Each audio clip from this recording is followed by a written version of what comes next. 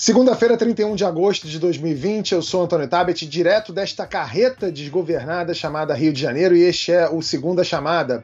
Hoje com a minha conterrânea Mara Luque, com o muso das Armênias e dos armênios, por que não, que curtem o My News, Bruno Bogossian, o professor Marco Antônio Villa e a jornalista do Intercept, especialista em segurança pública, Cecília Oliveira. Falaremos da zona completa no governo do Rio, o chabu que deu no Big Bang do Paulo Guedes, Bolsonaro virando Lula, quem diria, o aumento no homicídio de negros no Brasil e o legado do Pantera Negra.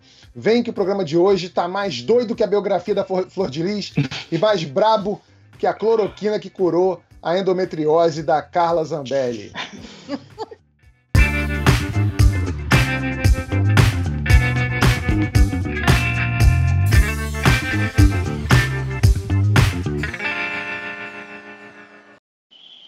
O ser humano nasce, cresce, envelhece e morre. O governador do Rio faz campanha, é eleito, cumpre o mandato e vai preso. Mas parece que o Wilson Witzel vai quebrar o ciclo natural do cargo. O STJ afastou o governador do Rio de Janeiro por suspeitas de irregularidades na saúde. A operação que investiga o Wilson e a esposa Helena Witzel prendeu o pastor Everaldo Pereira, presidente do PSC, junto com seus dois filhos e também o ex-secretário de Desenvolvimento Econômico Lucas Tristão. O vice-governador Cláudio Castro, que assumiu o cargo, também é investigado. O Witzel diz que o afastamento é perseguição do governo federal. O vice dele estava lá em Brasília quando o governador foi afastado e, dizem, se encontrou com a família Bolsonaro. Professor Villa, o que o governo do Rio representa nesse momento? Que o governo do Rio é uma zona, a gente não precisa me dizer, mas esse afastamento do Witzel está dentro dos conformes? Bem, dizem alguns especialistas que não, né? Porque ele sequer foi ouvido, não há um processo, e ele nem réu também é, quer dizer, então causa estranheza esse tipo de ação, que pode ser contra o Witzel hoje e contra um outro amanhã, né? É bom lembrar, e no Brasil tem essa tradição, sem ser chato, em outubro de 1963 ia ser imposto o estado de sítio e a intervenção ocorreria na Guanabara, Carlos Lacerda, São Paulo, Adhemar de Barros, e para manter o equilíbrio, em Pernambuco, com Miguel Arraes. Era essa a proposta do então governo, do então presidente, em outubro de 63. Acabou fracassando essa tentativa de destituição dos governadores. No caso agora, é problemático, né? Que é o caos do Rio de Janeiro, e vocês melhor que eu sabem. Agora, eu queria saber a origem, né? Porque acho que a nossa profissão é tentar descobrir onde tudo isso começou. Tem explicações que são absurdas. Uma, pôr a culpa no Leonel Brizola. O Leonel Brizola é culpado de tudo, né? Dizer que a culpa é do Leonel Brizola e da sua eleição heróica, vale lembrar, em 1982, contra tudo e contra todos, inclusive contra o Proconsult. Vamos só lembrar, né? Aquele esquema de fraude de eleição. Agora, o Witzel é isso, ele é ligado ele faz parte, eu não sei se sociologicamente podemos pensar no universo miliciano. Existe um universo miliciano religioso que convive em harmonia, né? Em harmonia. E ele, assim como o Bolsonaro, são produtos desse universo que criam relações sociais muito específicas, tem uma ética específica e é uma espécie de burguesia da marginalidade, né? Que está na milícia. Que não é aquela que controla os meios de produção, não, essa é uma burguesia diferente, que controla espaços territoriais e de tráfico, como os milicianos, e aquela que controla o voto e a renda, pouca renda dos mais pobres que acabaram se aproximando dos evangélicos, e o Rio de Janeiro é o caso mais exemplar, né? Ele é produto, portanto, dessa relação nefasta, né? E extremamente perigosa para as instituições, né? Então, e a gente não sabe onde isso vai terminar. Por incrível que pareça, o Rio de Janeiro tem uma conexão com Brasília, e um miliciano, produto dessa realidade, chegou à presidência da República. Daqui a 50 anos vai ser muito difícil um analista tentar entender o Brasil, como isso foi possível. Bom, quem pediu o afastamento do Witzel foi a subprocuradora Lindora Araújo. A gente já falou dela aqui. Ela foi a procuradora que queria todos os documentos sigilosos da Lava Jato e que causou desconforto no pessoal de Curitiba. Ô Bruno, qual é a análise que a gente pode fazer a respeito disso? Primeiro que, na verdade, todas esses argumentos políticos em relação aos efeitos, né, e a própria condução desse caso, eles são um produto exatamente da movimentação política de um órgão que não deveria ser politizado, né, obviamente. Eu não digo que foi a primeira vez em que a PGR, a Procuradoria-Geral da República, o Ministério Público Federal atuou de maneira, não vou dizer partidarizada, porque a gente já não está mais trabalhando no universo de partidos políticos como organizações de fato, enfim, bem estabelecidas. Mas o que acontece é a gente coloca em suspeita uma investigação pelo simples fato de que existem pessoas que estão atuando de maneira estritamente política nesses órgãos, o que é um problema. O Witzel, ele tem essa carta na manga, ele consegue usar esse argumento de que ele está sendo vítima de uma perseguição política porque, entre aspas, deram razão a ele. Mas, na verdade, isso não necessariamente isso é verdade. Pelo que se diz em Brasília, nos órgãos de investigação do Rio, existem elementos graves, elementos significativos em relação ao que foi descoberto, o que foi desvendado nesse esquema do Rio de Janeiro.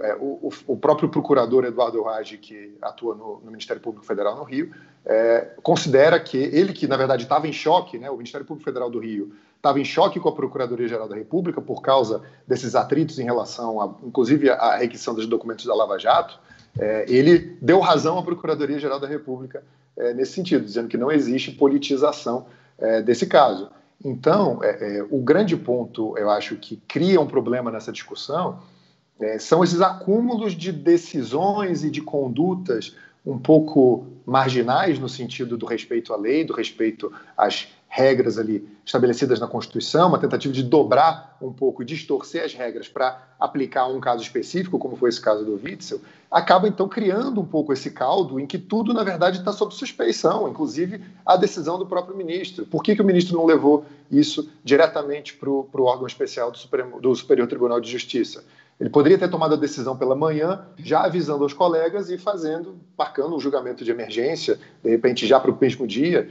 Isso acaba acontecendo, pode acontecer, isso não é uma coisa totalmente exótica. Então, quando a gente ouve alguns especialistas dizerem que houve exatamente alguns atropelos nesse caso, eles não são só uma mera formalidade. Como o próprio professor Vila disse, hoje é o Witzel, amanhã pode ser outra pessoa. Essa defesa de seguir estritamente a lei e fazer as coisas da maneira mais correta e cautelosa possível, ela não é uma defesa do Witzel, ela é uma defesa dessa estrutura que a gente deve respeitar sempre para evitar um abuso, porque amanhã um ministro do Superior Tribunal de Justiça que não gosta de um governador pode simplesmente dar uma canetada e afastar ele, aí ok, daqui a um mês julgam e percebem que ele é inocente, que ele deve ser absolvido e ele volta ao cargo, mas você já tem um estrago que é feito nesse tipo de condução. E é por isso que cada vez mais existe dentro dessas instituições essa cobrança por algumas revisões sobre o que foi a Lava Jato, sobre as decisões que foram tomadas. Enfim, é algo que foi muito contaminado politicamente, mas é importante. Ainda mais em ano eleitoral, né? Mara, 5 ex-governadores já foram presos por corrupção. É uma sina? É o que isso aí? É um padrão. É um padrão? O Rio de Janeiro claramente tem um problema estrutural, quer dizer, tem um arcabouço de corrupção montado ali que é um problema que tem que ser resolvido e eu não sei, o professor Vila pode ajudar a gente a elaborar isso melhor, assim, de que forma, porque isso, a impressão que dá, e até pelo padrão do comportamento, de como é feito, quer dizer, essa estrutura está enraizada de tal forma que você operar, eu acho que qualquer político que entra também, ele vai ser, ele entra naquele padrão de comportamento. Uma coisa que eu queria perguntar para o professor e para o Bruno, nós entrevistamos o deputado Molon aqui na sexta-feira e eu fiz essa pergunta para ele, né, se havia elementos para afastar o governador, e ele disse o seguinte, que que sim, porque ele poderia interferir no levantamento de provas, enfim, ele poderia atrapalhar a investigação. Isso faz sentido para vocês? Não, em tese sim, né? Porque ele pode coagir testemunhas, destruir provas, obstruir a ação da justiça, né? Em tese.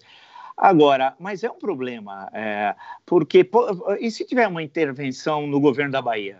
E se tiver uma intervenção no governo de Pernambuco, que são adversários do presidente da República? Onde isso vai terminar? E, do jeito que as coisas estão no Brasil, tudo é possível. A questão que se coloca no Rio é muito complicada. Eu teria de fazer um estudo, desde a fusão, né, em 1975, quando houve a fusão, terminou o estado da Guanabara e o estado do Rio de Janeiro, né? A Guanabara tinha nascido em 1960, quando da transferência da capital para Brasília em abril. Aquela fusão feita à força no governo Geisel, né? Muitos indicam que o processo de fusão foi ali, no caso da cidade, foi ali que o negócio começou a degringolar, segundo alguns, né? Até acho que Aspásia Camargo, que eu não conheço pessoalmente, eu não sei de livro, né? E ela é uma boa pesquisadora, excelente pesquisadora, inclusive. Eu lembro, eu não sei se ela é vereadora ainda, mas foi, né? Ao menos no Rio de Janeiro. Ela até falava em certo momento de fazer um plebiscito para rediscutir a criação do Estado do Rio de Janeiro, porque não houve consulta popular quando da fusão, né? Então, acho que tem problemas históricos.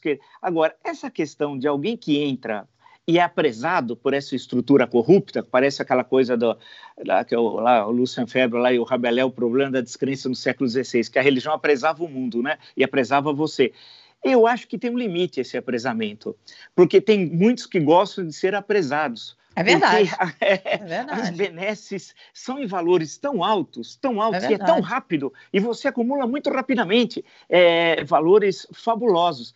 O problema do Rio, eu tenho até um problema aí na Justiça do Rio, preciso tomar cuidado no que eu falo, porque a coisa está, usando uma linguagem da República Velha, está carcomida a estrutura de Estado no Rio de Janeiro, né? E essa estrutura precisa ser reformada. Agora, uma intervenção federal, uma última hipótese, é possível pela Constituição. A Constituição permite intervenção federal em casos como esse, está lá. Só que aí interrompe a tramitação de emendas constitucionais. E para fazer também uma intervenção, precisa ser um presidente que tenha mãos limpas, seja uma espécie daqueles figuras, um Péricles de Atenas. E o Bolsonaro não é o Péricles, para ele o Péricles é o sambista, né? Então, ele nem tem ideia. Então, esse é o problema. Nós estamos numa situação que se ficar o bicho pega, se correr o bicho come. Mas a impressão que eu tenho, professor, é que quando olha o Rio, é uma guerra de facções, entendeu? Inclusive no governo. Então,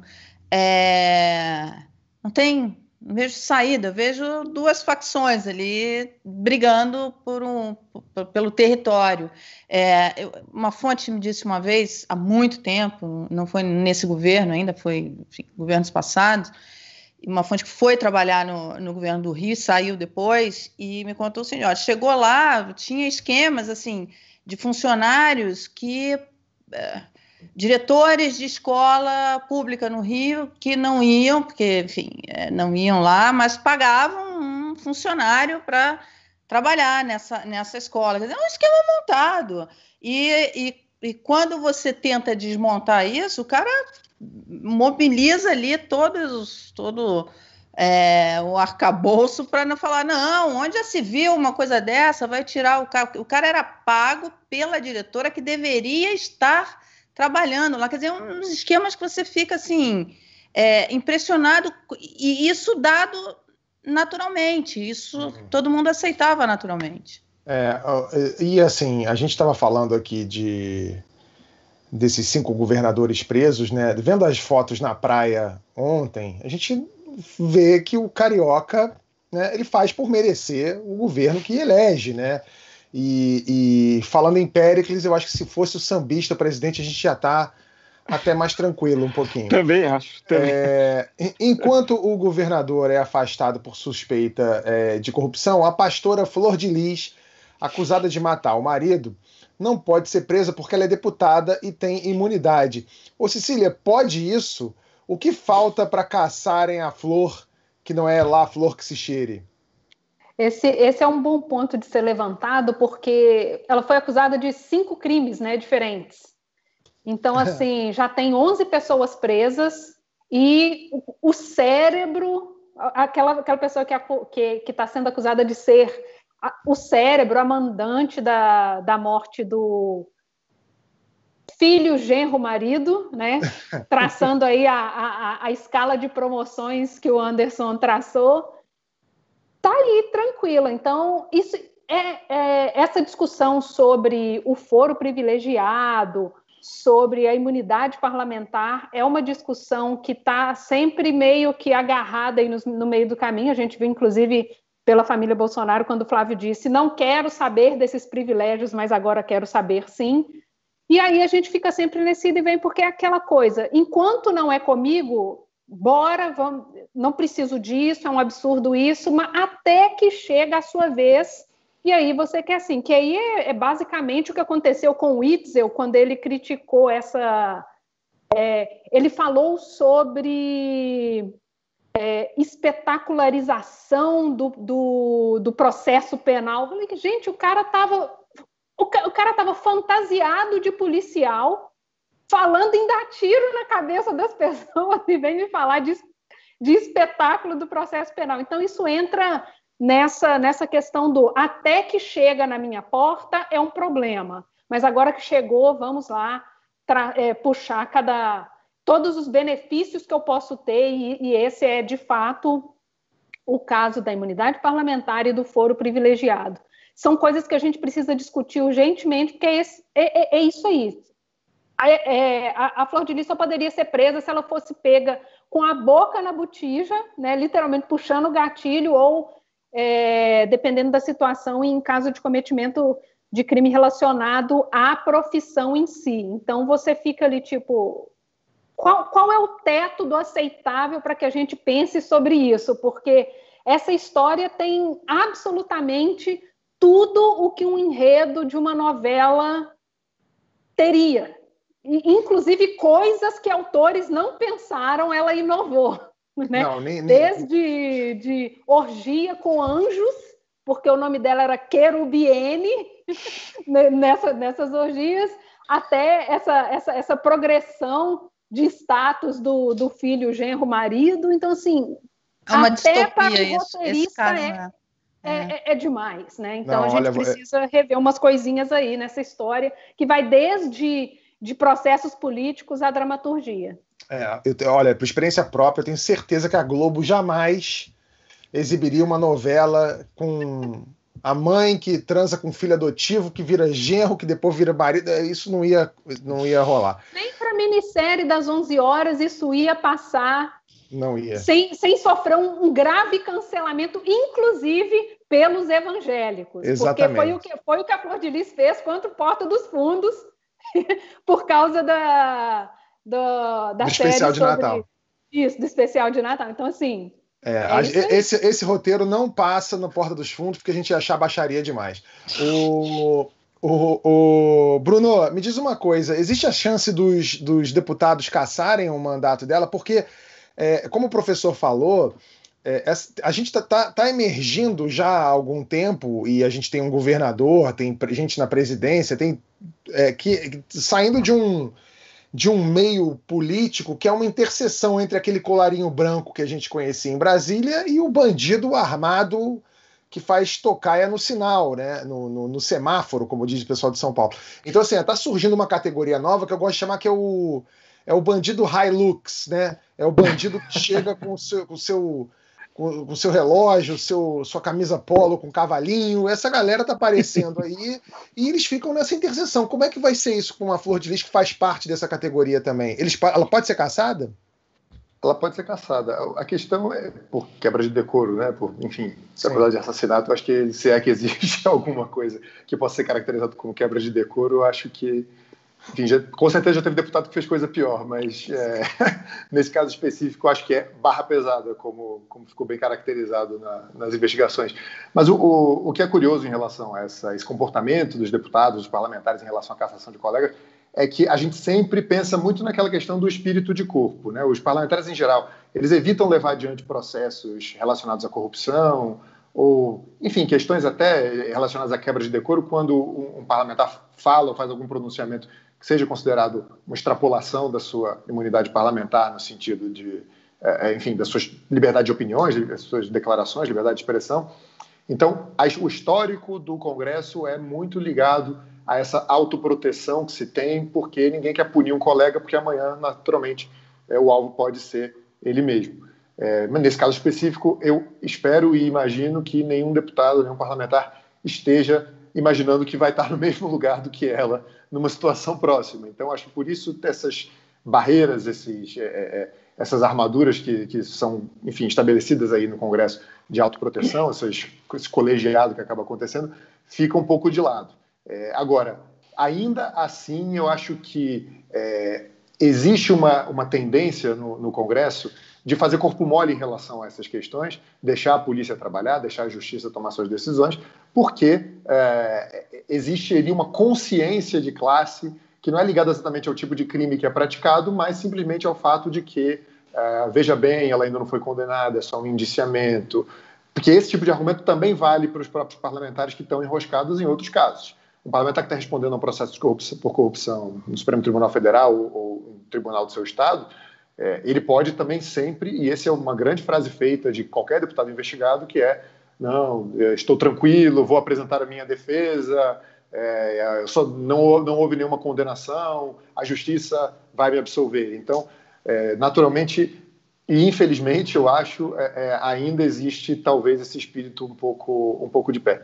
O Bruno, talvez deixa eu fazer só uma perguntinha aqui para o Bruno, porque a Cora Rony, ela escreveu algo que me chamou muita atenção em relação a esse caso. Ela falou assim, como é que ninguém nunca questionou essa coisa da adoção de 55 crianças? Isso não é normal, quer dizer, você pode montar uma instituição para atender crianças e tal, agora você adotar 55, quer dizer, uma sociedade que se preocupa tanto com a adoção de casais homossexuais, não prestar atenção a um casal que adota 55 crianças, você não sabe nem o nome dessas crianças, nem decora o nome desse povo todo. Quer dizer, tem alguma coisa muito errada nessa engrenagem, independentemente do que a gente já sabe até agora.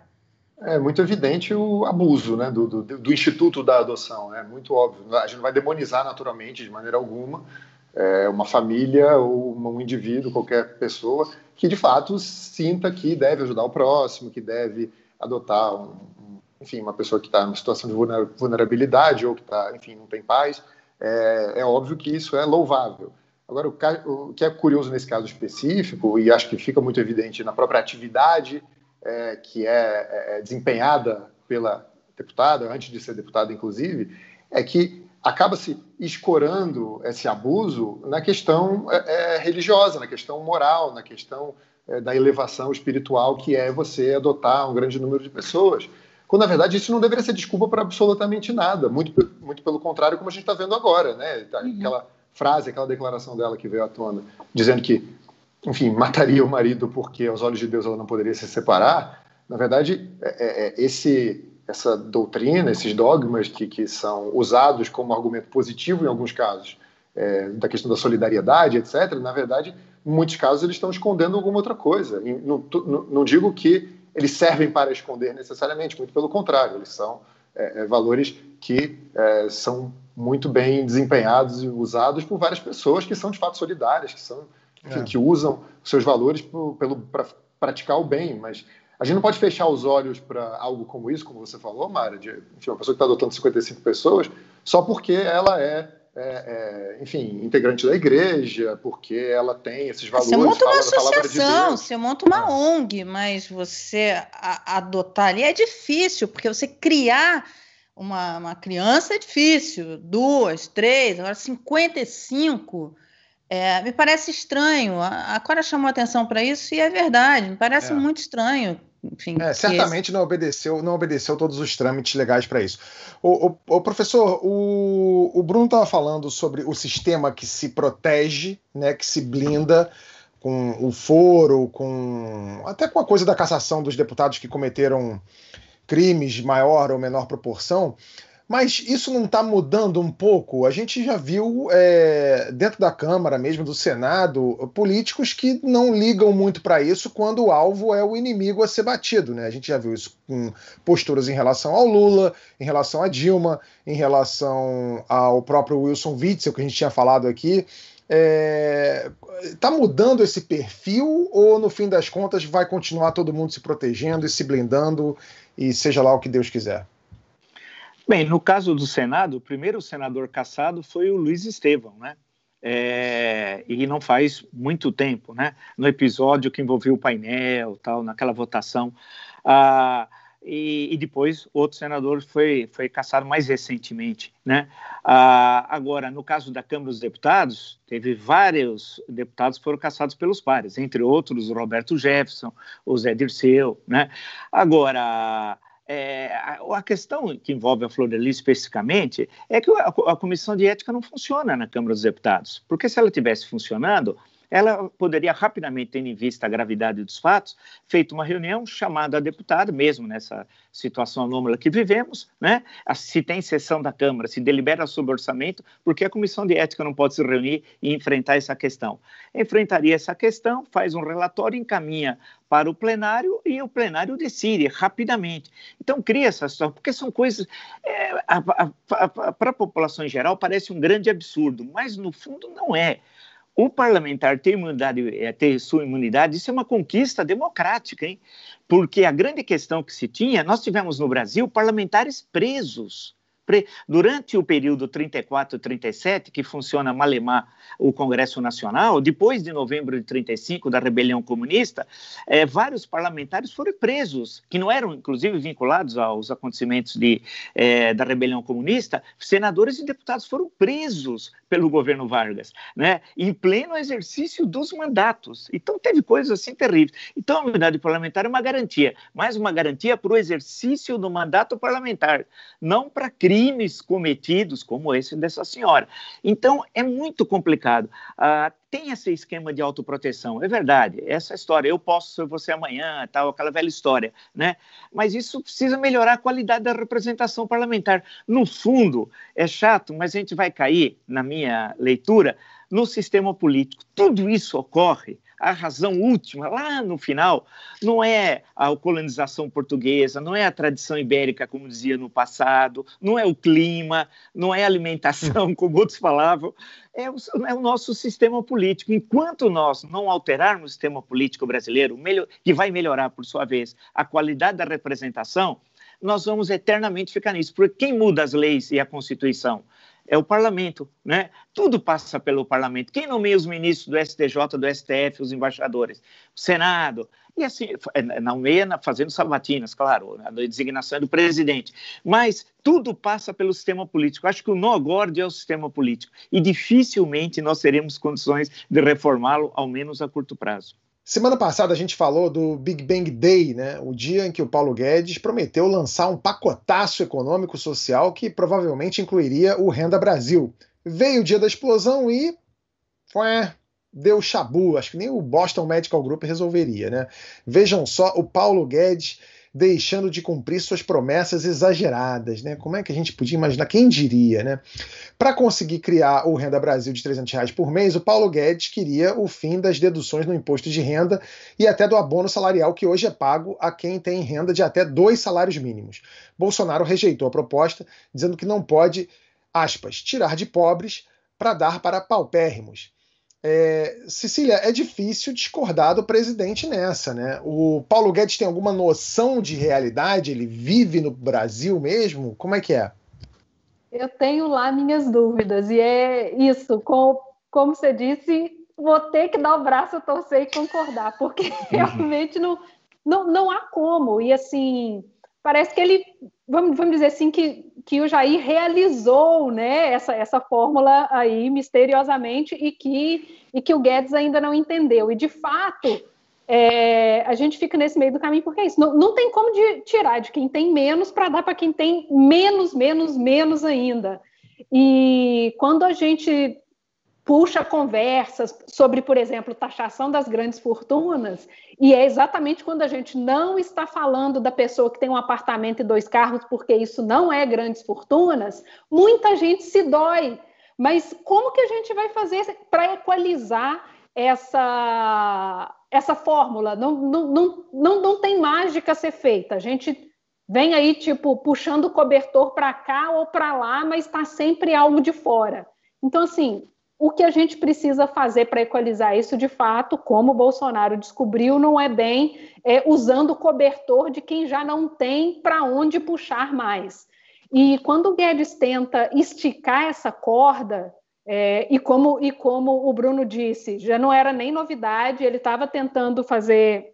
Estava conversando sobre isso já há mais tempo, mas eu acho que Bolsonaro teve um insight aí de que, como ele está permanentemente em campanha eleitoral, né, porque governar é muito difícil, então é mais fácil fazer campanha, ele entendeu que essa fórmula de que, olha, eu consigo te socorrer agora, eu consigo colocar comida na sua mesa agora, é uma fórmula muito rentável. Então, Guedes agora é a pedra no sapato dele nesse plano para a eterna campanha em que ele se mantém. Então, ele fez isso, por exemplo, para poder... Bolsonaro, né, no caso, fez isso também sobre o auxílio emergencial, quando ele tomou para si a ideia de que sempre foi R$600, a minha ideia sempre foi R$600. Então, assim...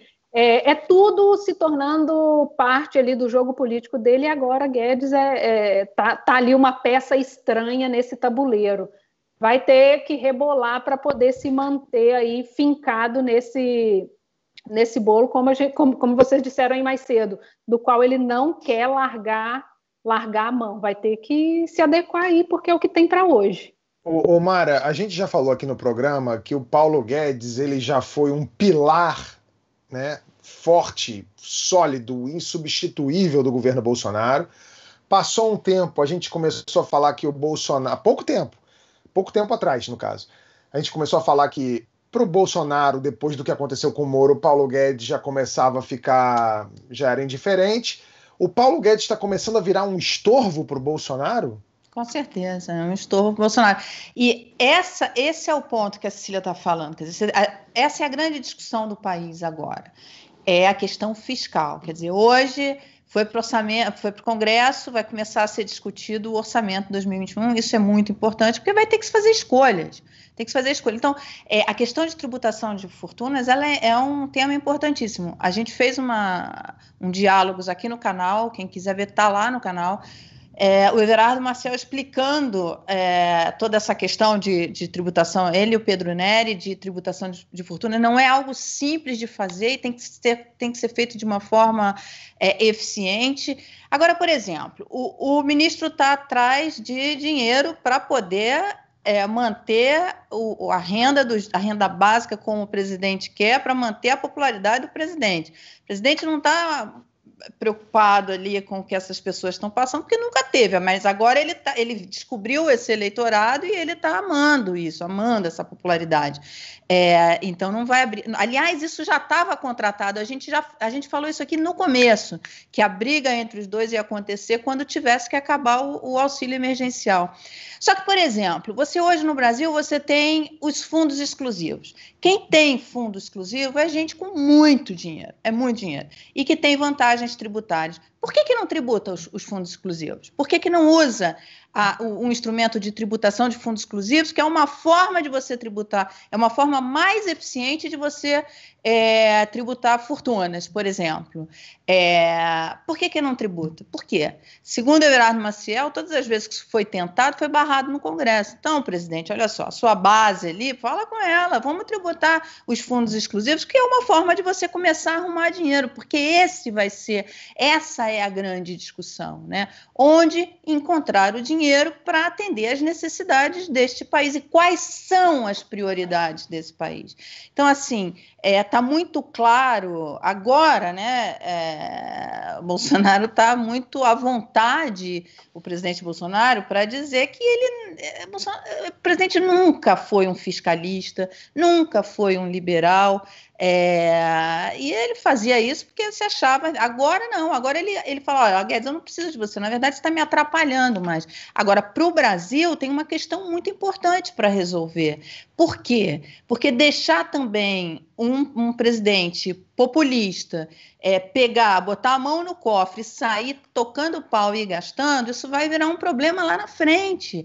Uma questão de inflação séria. Você pode estar contratando uma dificuldade do governo, o governo já está enfrentando isso, dificuldade de rolar a dívida, enfim, vai ter que pagar mais caro para conseguir rolar essa dívida, se conseguir. Então, tudo isso, o perfil da dívida brasileira que foi feito durante anos, foi melhorado muito, agora está piorando, está encurtando, está ficando mais caro, enfim. Ele vai ter que resolver isso, porque se vira uma inflação grave como nós tivemos no passado, isso também vai prejudicar os menos favorecidos, a população mais vulnerável, porque a população, o topo da pirâmide, tem como se defender de inflação. E olha, a ex-presidente Dilma entendeu bem isso daí, quer dizer, não sei se ela entendeu, mas enfim, ela sofreu fortemente, porque quando ela priorizou crescimento, que não veio em detrimento a inflação, a soltar as restas de inflação, ela começou a perder popularidade. Tem uma questão complexa para resolver. E tem que ter uma vontade política de resolver isso sem ser popular, sem usar o populismo, sabe, eleitoral. Ô, professor, a gente já falou aqui algumas vezes que até na semana passada eu disse que o Bolsonaro estava seguindo um caminho inverso do Maquiavel, né? Que o Maquiavel dizia que o importante não era ser amado, era ser temido. O Bolsonaro tentou ser temido, não deu certo, porque né, ninguém levou ele muito a sério quando ele foi até o STF, ia nas manifestações. E aí ele percebeu que ele poderia ser amado, entre aspas, né, com a história do auxílio emergencial e tal. E agora ele está nessa busca por tirar, como disse a Cecília, para ver de onde ele vai puxar esse cobertor. O Paulo Guedes, quando faz uma proposta dessa, ele mostra que boa parte desse governo, ou que é uma parte importante desse governo, ainda pensa como o Bolsonaro, antes da presidência, pensava, ou ainda pensa agora, mas não pode dizer, que quem usa o auxílio emergencial ou o Bolsa Família na época é vagabundo encostado, que isso é muleta para quem não produz nada para o país. O que você acha? Bem, o caso do auxílio emergencial, das pessoas que não eram para receber e receberam, foram milhões, mostra que o governo não tem controle nenhum do tal cadastro, né? E também não tem nem ideia do significado do auxílio emergencial. Ele tem de ser uma coisa de intervenção imediata, claro, tendo em vista a gravidade da crise, e depois desenhar um programa de renda mínima, mas com objetivos. Mas isso não vai ser possível através do Bolsonaro, que é um obtuso, é um inepto, né?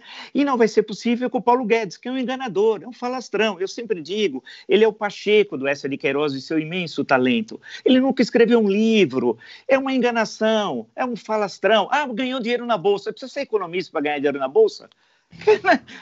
Precisa conhecer macroeconomia? Precisa conhecer o Brasil? Claro que não. O sujeito vai lá e especula. Eu conheço gente que ganhou um dinheirão e não sabe nada de economia. Nada. Agora, e é o exemplo o Paulo Guedes. Lembra que ele queria... Ele é um falastrão, é que a gente esquece muito rápido. Ele falou que sem a capitalização ia quebrar a Previdência. Foi aprovada a capitalização? Não. Quebrou a Previdência? Não. Quebrou o Chile, que ele dava como exemplo. E nós vimos o que aconteceu lá no Chile. Ele desenhava o Chile como se fosse a Suíça da América do Sul. Não foi bem assim que o povo fez nas ruas as grandes manifestações, que inclusive vai ter uma Assembleia Constituinte no Chile. Só não teve a votação do plebiscito por causa da pandemia. Seria em maio, inclusive, o plebiscito, que agora acho que não tem data ainda marcada, tendo em vista a questão da pandemia. Então, o que eu vejo os dois é uma dupla sertaneja patética, Bolsonaro e Guedes. Eles são ruins. Um é inepto, incapaz, defende tortura, quis dar um golpe de Estado no dia 22 de maio, naquela sexta-feira, há 3 meses atrás. Não pode ter se convertido para a democracia. E o outro é um enganador, que optou, ao invés de voltar para o Brasil, onde tinha um debate econômico riquíssimo, que nós não temos agora, optou para trabalhar no Chile do Pinochet, onde tinha um grande debate, né? Normalmente nos calabouços, em meio dos torturadores. Quer dizer, um cara que fala isso não era nem para conversar mais. Fala, cara, fica lá no fundo. Parece aquele cara que uma vez na Itália, só para um exemplo, tem um programa de debates, Aí estava o Primo Levi, o grande Primo Levi, né? Autor de clássicos sobre Auschwitz, como É Isto um Homem, etc. Aí sentou um negacionista, um cara ao lado dele que dizia que não tinha existido campo de concentração, que ninguém tinha morrido. E ele ficou no campo de Auschwitz. O que ele fez? Levantou e foi embora, porque não tem conversa. Com essas pessoas não tem papo. É a mesma coisa com o Paulo Guedes. É um tremendo de um falastrão. O ano passado o Brasil ia crescer 2,5%, cresceu 1,1%. Ia eliminar o déficit público em um ano. Ia privatizar todos os estatais. Aí ia privatizar agora, em 90 dias, 4 grandes estatais. Não tem nem o nome e nem privatizou. Ia ter o Big Bang Day aí, que é a Big Gang Day, né? Porque não teve nada. Quer dizer, em outro momento da história do Brasil, é que agora nós vivemos esse bananão, igual dizia lá o Ivan Lessa. É um período terrível, porque o cara marca uma reunião terça-feira para apresentar um tremendo projeto tão radical e tão inovador, igual o nascimento do mundo, de tudo, do universo. Olha a pretensão, ele é casa de internação. Aí chega, não tem. Cadê a proposta? Não tem. A reforma tributária desse cara é PIS mais COFINS. É inacreditável. E aí o bobo fala, que precisa apresentar em partes. Reforma tributária não se apresenta em partes. Ou seja, nós temos um outro inepto no Ministério da Economia.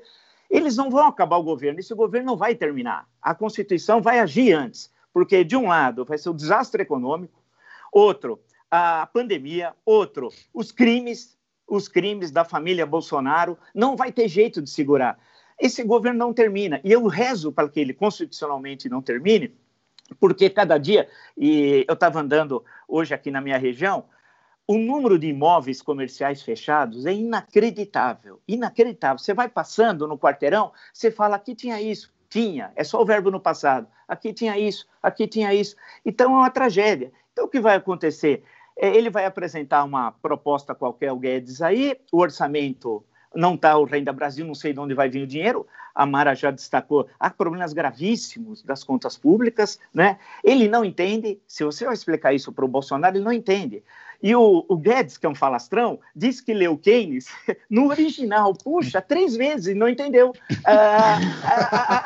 E disse naquela reunião, e eu olhando aquela reunião, você sabe que eu já assisti aquela reunião algumas vezes, eu fico pensando o que o Bolsonaro achou, quem é esse tal de Keynes? Achou que é amigo do Rony Lessa, né, que mora lá no Vivendas da Barra. Então nós vivemos um momento vergonhoso da nossa história. Eu sempre digo, daqui a meio século, as pessoas vão ter vergonha de nós aqui. Vivemos um momento desse.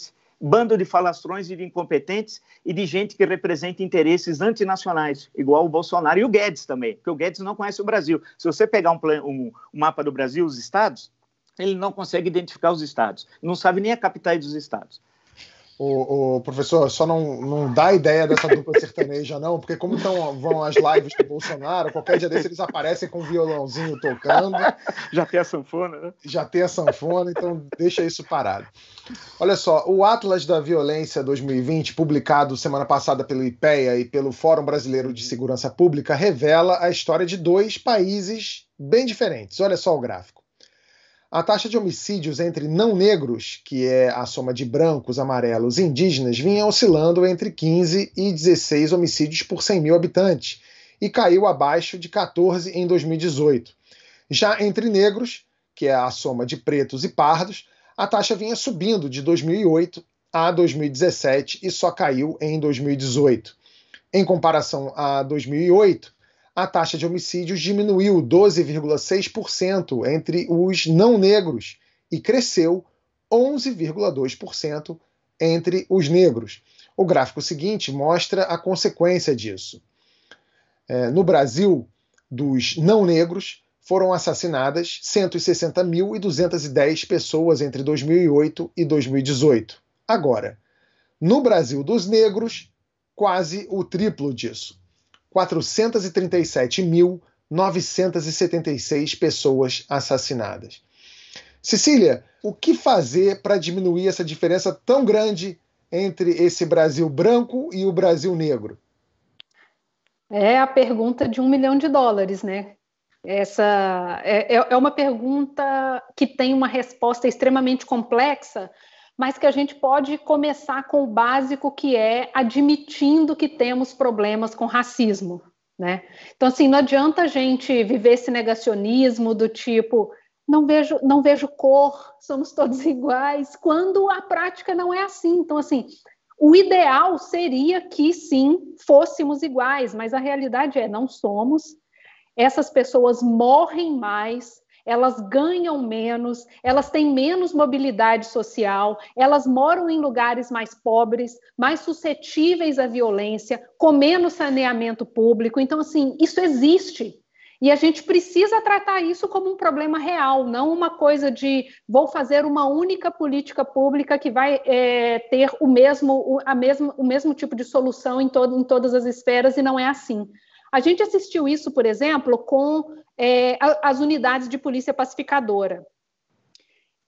Esse projeto ele já foi uma ideia de governo, não de Estado, porque é isso, foi degringolando com Cabral e com Aike, assim que começou a haver todos os problemas. A gente viu que as unidades de polícia pacificadora se concentraram, por exemplo, na Zona Sul, onde sequer era foco do problema. Então, assim, você vê que a construção das políticas públicas, elas se dão de acordo com os interesses políticos. Então, assim, não vai ter resultado mesmo. E outra coisa que a gente precisa discutir frontalmente é a questão da política proibicionista de drogas e enfrentar de frente as políticas sobre armamento e munições. Não está tudo casado, porque quando a gente vê, por exemplo, que a gente teve 2 CPIs das armas aqui no Rio de Janeiro, a gente já conhece esses problemas e nada foi feito. Por que a gente não lida com os resultados dessas CPIs, por exemplo? Porque aí a gente começa a mexer com instâncias que têm interesses em que, não, deixa esse setor de armamento desregulado mesmo, né? Então, a gente precisa dar nome às coisas para que a gente consiga tratar os problemas frontalmente, senão não vai resolver mesmo. A gente viu, por exemplo, que a gente teve queda nos homicídios em 2018 e o resultado saiu em 2019. E aí a gente viu o Moro contando vitória, como se ele tivesse alguma coisa a ver com isso. O cara entrou em 2019 no governo e estava cantando vitória sobre, reduzimos os homicídios. E, tipo, isso tem a ver com outras coisas, com outros governos. Então, a gente vê que isso, por exemplo, é sempre uma batalha política do tipo, eu fiz alguma coisa.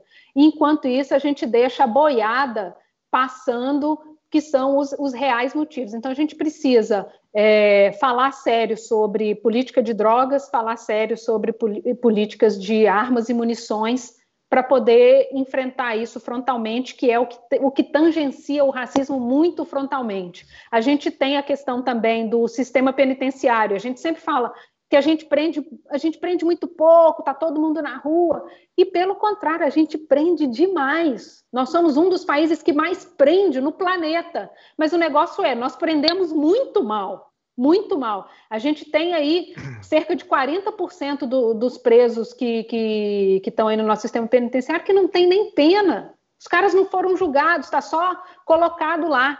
Aqui no Rio de Janeiro, houve uma pesquisa que analisou a questão dos presos provisórios e depois revelou que 39% dos presos provisórios eram libertados depois porque no fim do julgamento eles não foram culpados, mas já tinham cumprido pena. Então, assim, tem uma descoordenação enorme nessa área e que é uma área vital para as eleições. Quando você pega plano eleitoral das pessoas, quando você pega propaganda pública, todo mundo nós vamos combater a criminalidade, nós vamos enfrentar o tráfico de drogas, e na verdade ninguém faz absolutamente nada. Quando você pega aí, por exemplo, o Witzel, de quem a gente já falou, e o seu enfrentamento à criminalidade, aquele que prometeu dar tiro na cabecinha das pessoas, quem que ele escolheu para colocar nos seus governos? Você pega as notícias, a cúpula da Polícia Militar, a cúpula da inteligência da Polícia Militar, da Secretaria de Polícia Militar, caiu toda.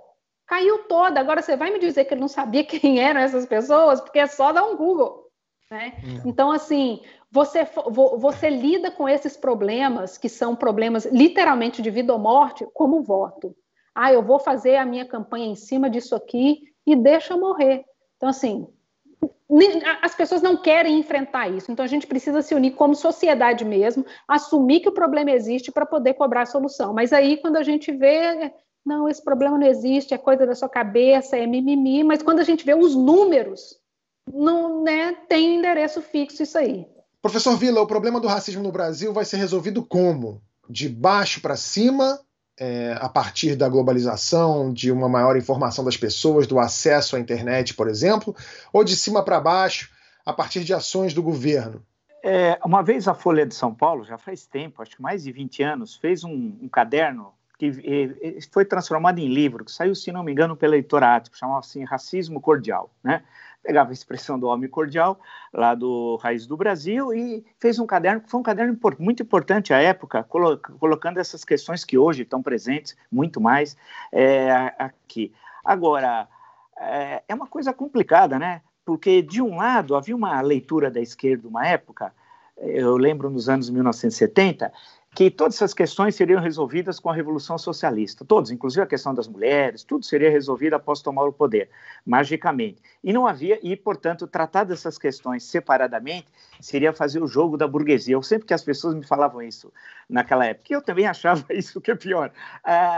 Então, havia muito isso. Eu lembro que aqui em São Paulo, o primeiro cara que era de esquerda começou a falar da questão da negritude, era um cara de um movimento, nem existe mais, chamado Liga Operária, imagina, isso aí faz tanto tempo, que depois virou Convergência Socialista, faz muito tempo, isso foi em 1974, foi a primeira vez que eu vi um sujeito negro colocar a questão que antecedia a Revolução, a questão étnica no Brasil, a questão racial, né?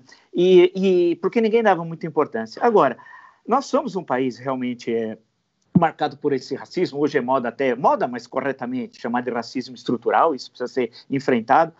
Aqui em São Paulo há uma discriminação muito grande com os migrantes, hoje diminuiu muito, né, com os migrantes nordestinos. Eu até escrevi um livro chamado Quando Eu Vim Embora, a história da migração nordestina para São Paulo.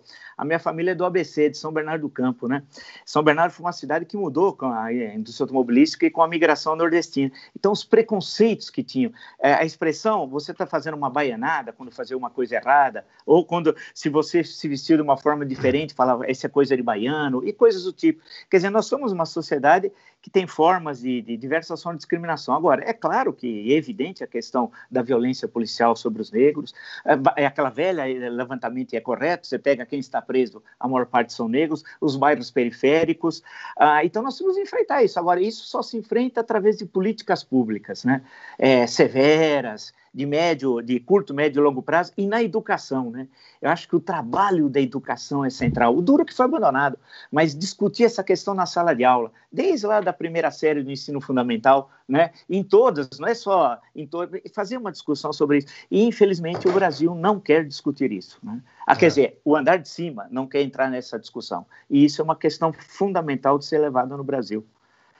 Nos Estados Unidos, o racismo e a violência policial contra negros estão entre os principais temas de campanha para presidente. E o clima está bem tenso. No fim de semana, um confronto entre manifestantes do movimento Black Lives Matter e apoiadores do Trump acabou com uma morte. Segundo o New York Times, a vítima era um homem que usava um chapéu com o símbolo de um grupo de extrema-direita.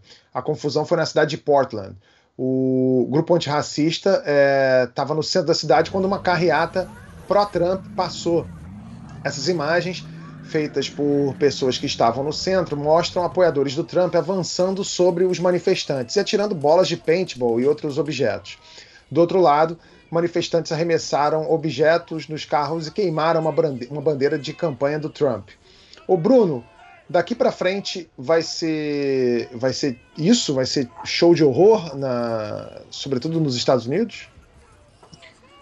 Existem elementos que, infelizmente, indicam que sim, de certa maneira, principalmente porque desde o início dessas manifestações do Black Lives Matter nos Estados Unidos, o Donald Trump ele aproveitou, de certa maneira, primeiro de uma maneira sutil e depois de uma maneira muito agressiva, ele tentou aproveitar, de certa maneira, esses movimentos para impor e reforçar um discurso de lei e da ordem, que é um discurso eminentemente muito caro ao campo conservador, muito caro ao eleitorado que levou ele à Casa Branca, um eleitorado ali do meio oeste, um eleitorado de alguns subúrbios dos Estados Unidos, um eleitor eminentemente branco, principalmente branco, que de certa maneira, bebe, em alguns casos, uma parcela, pelo menos, desse eleitorado, bebe de algum medo em relação ao outro, em relação à população negra, em relação a essa movimentação. Eu lembro muito aquelas manifestações que aconteceram nos Estados Unidos, em que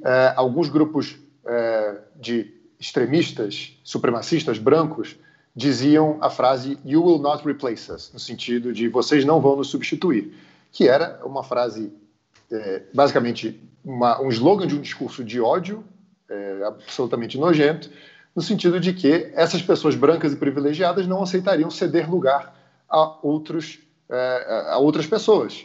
Basicamente, não aceitariam ceder lugar aos negros. O Trump se beneficiou disso no governo. Ele se beneficiou dessa sensação da, entre aspas, elite americana. Eu não digo elite nem do ponto de vista financeiro, porque não necessariamente essas pessoas que sustentam esse discurso estão no topo da pirâmide social, mas elas são uma elite porque elas têm direitos adquiridos e direitos inamovíveis. Enfim, então o Trump, quando ele fala que a eleição de um democrata vai significar a continuidade do caos, que essas cenas de protestos, em algumas situações, protestos com violência, com incêndios, etc., vão se repetir. Ele usa essas imagens exatamente para instigar medo no seu próprio eleitorado. E a gente sabe que o medo funciona muito bem em eleições. O medo do comunismo, o medo da violência, o medo dos bandidos, isso mexe muito com o eleitorado. O eleitorado costuma se mobilizar muito para tentar impedir o que eles consideram retrocesso nesse sentido, que seria ceder espaço para outros grupos sociais. Isso, de certa maneira, aconteceu na última eleição do Trump, em 2016, e pode se repetir agora. O Bolsonaro chegou a ensaiar alguma coisa parecida quando teve as manifestações aqui, né? Ele mostrando, olha aí, os black blocs estão reaparecendo, que foi mais ou menos tentou... O único medo que não funcionou aqui em eleição foi o da Regina Duarte, né? Não deu muito certo, não. O ator Chadwick Boseman morreu na última sexta-feira depois de 4 anos enfrentando um câncer em segredo. Nesse tempo, no meio de cirurgias e ciclos de tratamento, ele fez 9 filmes, entre eles Pantera Negra, Vingadores Guerra Infinita e Vingadores Ultimato. Ele deu entrevistas, apareceu em tapetes vermelhos, inspirou muita gente e se tornou ícone da representatividade. Há muito tempo não se via tanta comoção pela morte de um famoso. O tweet em que o perfil oficial do ator anuncia sua morte é o mais curtido da história do Twitter, chegando a 7,5 milhões de curtidas até o começo da tarde desta segunda-feira. Cecília, qual é o legado do Chadwick Boseman e principalmente para jovens negros mundo afora? Eu acho que esse legado é traduzido pelo que você disse sobre o tweet. É uma repercussão realmente imensa. Eu vi muita gente postando, por exemplo, várias charges, vários desenhos, onde mostrava, por exemplo, que várias crianças tinham os seus heróis e tudo. Então, assim, tinham as princesas, tinha o Superman e tudo. E faltava alguém assim que parecesse mais com as crianças negras. E eu tenho, por exemplo, vários amigos adultos ou com filhos e que fizeram festas de aniversário com o tema de Wakanda, por exemplo. Então, assim, as pessoas... Nós, como pessoa mesmo, a gente gosta de se ver em situações, de compreender que, olha só, eu consigo me enxergar nessa situação. Rodou muito um vídeo em que o ator recebia as pessoas falando para uma foto dele, por exemplo, que eles gostariam de ter dito pessoalmente. E teve uma mulher que estava ali com o filho que ela falou, olha, é muito bom para o meu filho crescer numa época em que ele consegue visualizar pessoas como ele, que estão ou na presidência ou estrelando um filme, né, se referindo ao Obama e ao Pantera Negra. Então, assim, isso é muito caro, especialmente para crianças, porque você quer entender que, obviamente, existe lá o Thor, por exemplo, mas também existe um rei que se parece com você. Isso para a construção do imaginário infantil, especialmente. A gente vê, por exemplo, luta de várias pessoas para poder conseguir, por exemplo, comercializar bonecas negras e que, em alguns casos, são inclusive mais caras que bonecas brancas. pode parecer muito pequeno, mas faz diferença para essas pessoas, faz diferença para a construção da identidade dessas pessoas, para a construção do imaginário, para poder compreender que não é só, e obviamente sem nenhum juízo de valor, não é só o caixa do supermercado que é parecido com você. Você pode ligar a televisão e ver um médico igual a você, ver um CEO igual a você, porque isso tudo faz diferença, não ali quando a gente pensa assim, A mais B e vai dar C, mas a construção do imaginário, isso tem realmente um impacto muito grande. Então a gente viu várias pessoas se solidarizando exatamente porque entenderam que isso não é só mais um filme, né? É realmente algo além disso.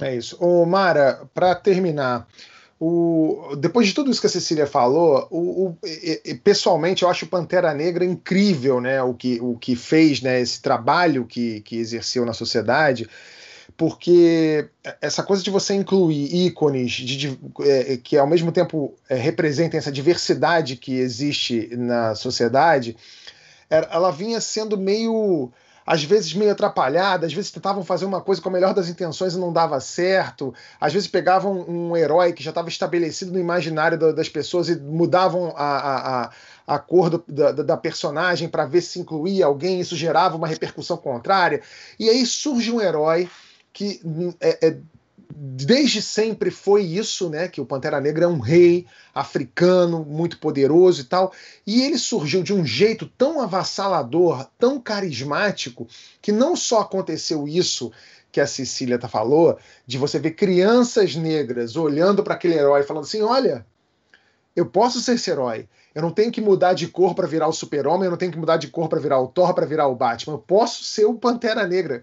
Não só aconteceu isso, como eu vi milhares, se duvidar milhões, não, milhares não, milhões com certeza de crianças no mundo inteiro, brancas, fantasiadas de Pantera Negra, né? Que era uma coisa que você falava assim, meu Deus do céu. Ou seja, foi muito importante, né? A Disney já tinha feito esse papel, já tinha feito isso com princesas, né, negras, e agora o Pantera Negra vem com isso e teve essa morte trágica, né? Mas que não deixa de mostrar, jogar o holofote em cima desse papel fundamental que ele exerceu, né? Eu acho que a morte dele foi um ato político, pelo momento que acontece, a história que ele tem, quer dizer, a história dele, né? É uma história que eu acompanhava pouco, para te falar a verdade. Eu não tenho filhos, eu não acompanhava muito. Mas agora, com a morte dele, eu mergulhei na história desse rapaz. E você vê que a história dele é uma história de luta, de superação, enfim. E no momento que ele ocorre, você viu que o último tweet que ele faz é em apoio a Kamala Harris. Então, assim, eu acho que, inclusive, ele vai ter um papel importante na eleição americana, sabe? Para que as pessoas compareçam no voto. Essa imagem dele e conhecer toda essa luta que ele teve, que a gente conheceu agora. Pouca gente sabia que ele estava doente. E ele fazendo tudo o que fez, mesmo enfrentando uma luta particular. Eu acho que foi um ato político a morte dele, vai ser uma coisa muito emblemática. Bom, gente, o Segunda Chamada de hoje fica por aqui, mas antes da gente encerrar, eu quero avisar todo mundo que amanhã tem estreia no canal My News. A jornalista Rosiane Kennedy, que já esteve aqui no Segunda Chamada, vai estrear no Vou Te Contar. A Rosiane tem mais de 20 anos na cobertura de política e economia e vai ser ao vivo às 8 da noite. Bom, para quem é membro do canal, a gente vai continuar a conversa com conteúdo exclusivo para vocês aqui. Eu estou muito curioso, porque a gente vai falar de uma outra franquia da Marvel que o Professor Vila adora, que é o Quarteto Fantástico, né? Com o elástico Gilmar Mendes, o Sérgio Moro mais queimado que o Tocha Humana, o Lula cada vez mais invisível e o Bolsonaro o Coisa.